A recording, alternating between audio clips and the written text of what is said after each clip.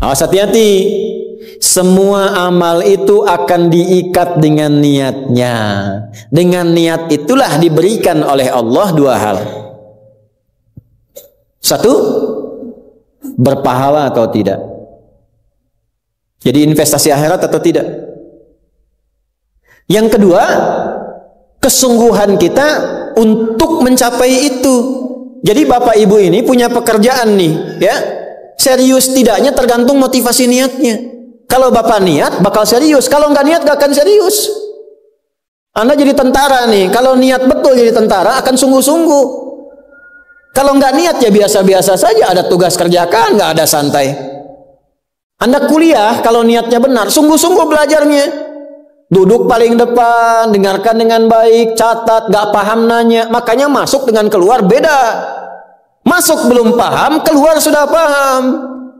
Ini duduk, masuk kelas, duduk di kursi barisan belakang, duduk di kelas bangku deretan belakang, gitu kan, di dalam kelas penuh dengan obrolan, dengan pikirin, nggak pernah nanya, pulang mau ujian minggu tenang jadi minggu gelisah, pinjam catatan teman. Nah itu belum niat, nggak niat tuh kuliahnya. Ya kalau mau niat tuh sungguh-sungguh pasti serius. Jadi semua pekerjaan itu akan jadi tercapai hasilnya kalau sungguh-sungguh, kalau serius. Serius. Ya, jadi kalau melamar sekali ditolak, kedua kali, terus, 3 kali, 4 kali. Ya, kalau tidak ada di tempat itu, cari tempat lain. Ada seorang pemain biola, tingkat tinggi itu biolanya saja harganya puluhan miliar. Kalau sekali konser, itu tarifnya, tarif konser biola itu bisa di atas 1-2 miliar. Tiba-tiba dia coba iseng ngamen di pinggir jalan. Ya, jadi kalau kita di kereta di New York itu ada stasiun, di situ suka ada yang ngamen-ngamen itu. Iseng beliau ngamen, gak ada yang tahu kalau itu pemain biola termahal di dunia. Begitu memainkan musiknya, bagus musiknya, yang dikasih cuma recehan. Sekian sen. Dapatnya berapa? Ya cuma sekian dolar, 4-5 dolar aja. Padahal ini kalau manggung tarifnya bisa 2 miliar. Tapi analisis komentarnya sangat luar biasa. Ternyata manusia itu, perhatikan, kalau ingin sukses harus pandai menempatkan diri. Dia dihargai murah itu karena di tempat yang memang tidak mengetahui siapa dia. Ketika dia menempatkan diri pada tempatnya, maka berharga nilainya di hadapan Allah. Jadi kalau Anda di satu tempat dianggap tidak bernilai, cari tempat lain. Mungkin di situ bukan tempat yang layak bagi Anda untuk menunjukkan siapa Anda. Tapi mesti serius. Itulah sebabnya ada sa'i. Apa itu sa'i? Ayo rali-rali kecil. Terus lari-lari besar apa? Maraton. Sa'i dari kata sa'a, artinya sungguh-sungguh, serius mencapai peluang, naik ke atas bukit untuk melihat dengan jernih ke rahmah, ya, lihat dari sofa sampai marwah dengan sifat rahmah. Marwah itu puncak tertinggi yang ingin diraih. Maka gunakan dengan sa'i, sungguh-sungguh serius. Kalau lihat peluang kejar walaupun dengan berlari. Kalau nyampe nggak ketemu, balik lagi walaupun sampai bolak-balik. Pada akhirnya pasti ditemukan yang cocok dengan kita. Sungguh-sungguh. Nah ini Jadi kalau Anda ingin serius, ingin sukses, ya, mencapai sesuatu apapun serius. Yang sekolah serius nih, ya, perwira-perwira masuk mau sekolah serius. Ya, jangan mengandalkan joki. Ayo serius supaya ilmunya benar. Ya, urutkan. Anda juga sama nih yang di kampus-kampus dan sebagainya tuh. Ya, kuliah yang betul.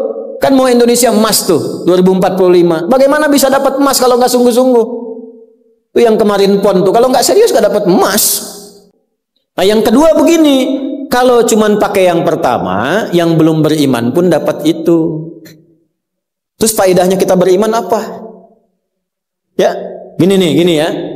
Ini ada yang belum beriman, non muslim, kerja serius. Anda sudah beriman, kerja serius juga, sama-sama serius, dua-duanya sukses. Lalu manfaat imannya apa? Tuh.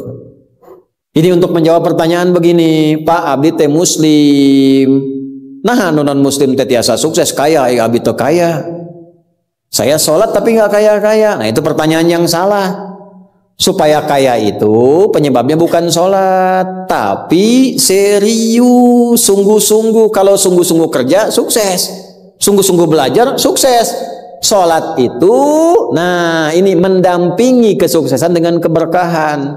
Kalau ingin berkah, sholat. Ingin nyaman, sholat. Sholat mendesain kesuksesan itu melahirkan falah, kebahagiaan yang mendamaikan. Makanya falah dalam bahasa Inggris definisinya success and happiness. Sukses dan bahagia. Balik ke sini, ke hadis tadi. Lalu apa manfaatnya di situ? Huruf ba itu, niat itu apa? Merubah rutinitas menjadi ibadah. Ini yang mahal. Nih Pak, gini Pak ya, Bu. Ini apa Bu? Gelas, isinya air. Fungsi air itu menghilangkan haus. Caranya minum. Tiap hari kita itu minum. Sesuatu yang dilakukan terus-menerus namanya rutin. Disifati jadi rutinitas. Minum itu rutinitas. Tidak minum bahaya buat ginjal. Minum kita. Tapi yang kedua begini, gimana caranya rutinitas itu jadi ibadah? Loh, minum tapi jadi ibadah. Apa fungsinya ibadah? Supaya dapat bekal. Bekal buat apa? Bekal buat pindah. Pindah kemana? Pindah ke alam baru ketika meninggalkan dunia. Siapa yang akan hidup selamanya di dunia? Ayo angkat tangan. Gak ada. Orang terkuat di muka bumi Firaun. Jaringannya luas, tentaranya banyak, hartanya melimpah, supportnya tinggi. Tapi se-Firaun-Firaunnya tewas juga. Selesai. Nah, artinya apa? Kita akan meninggalkan ini karena kehidupannya sementara.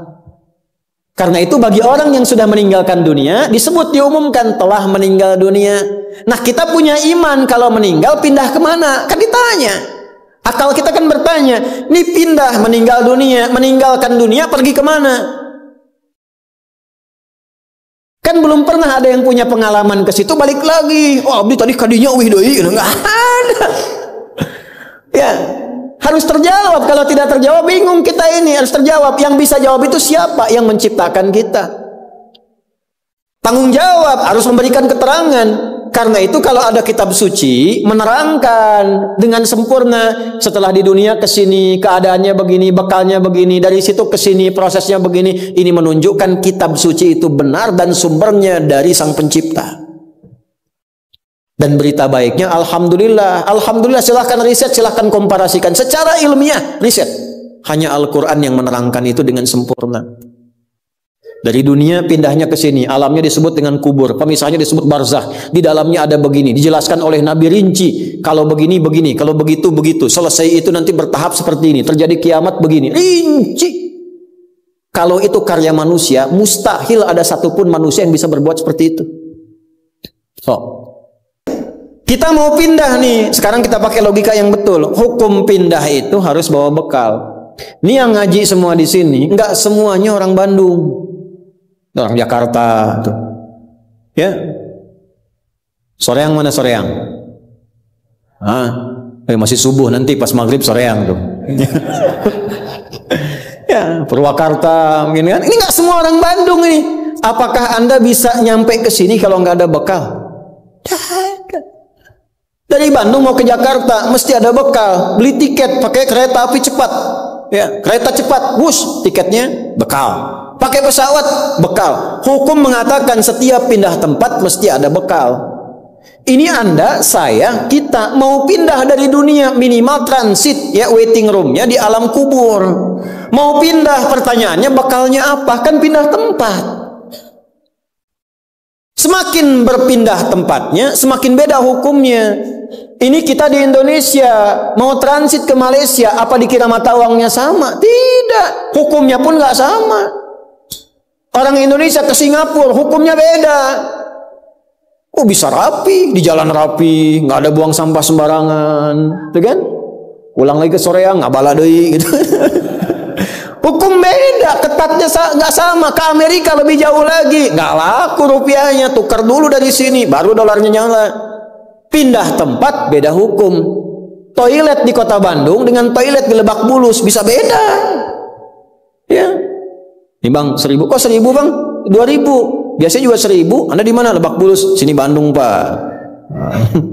Ya, bisa beda hukum.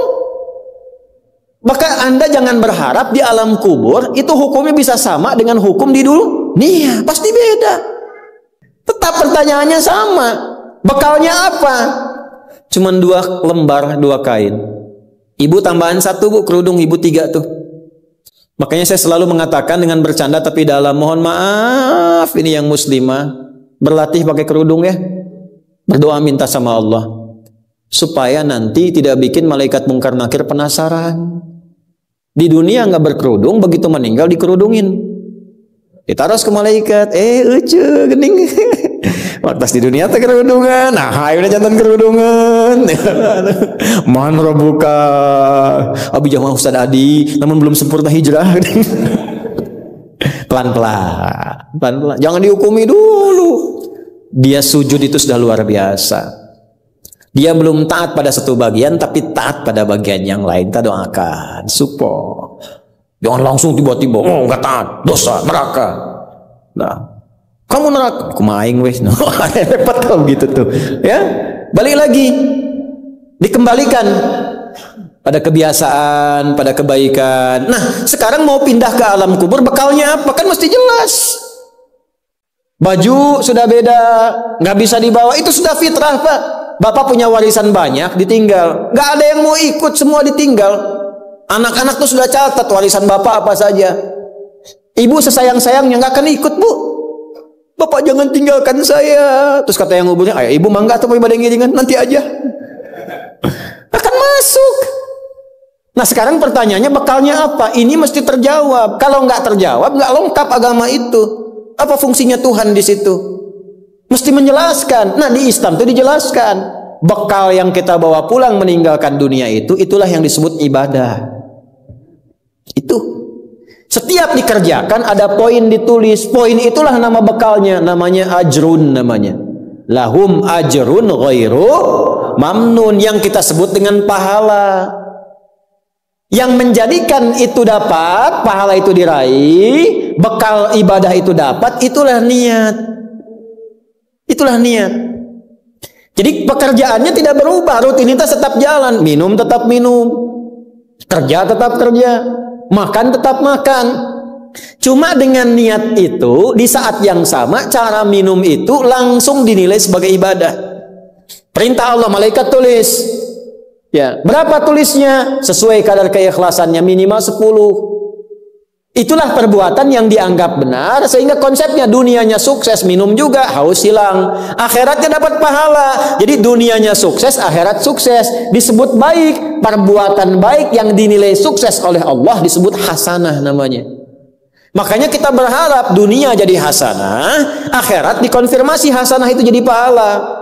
Maka kita berdoa, Al-Baqarah ayat 201, Rabbana atina fid dunya wa fil akhirati waqina.